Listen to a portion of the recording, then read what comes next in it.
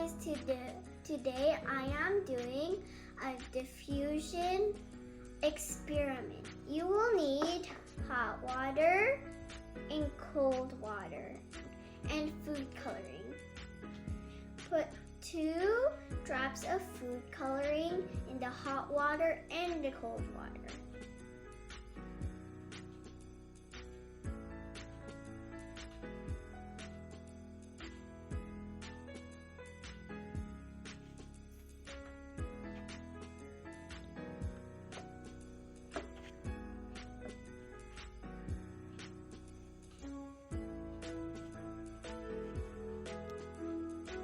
The hot water is fast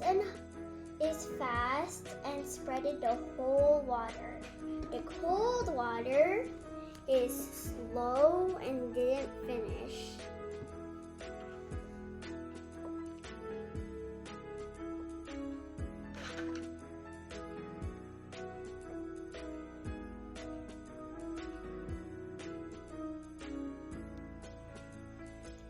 The cold water the food coloring looks frozen, and the hot water, it's spreaded all over the water.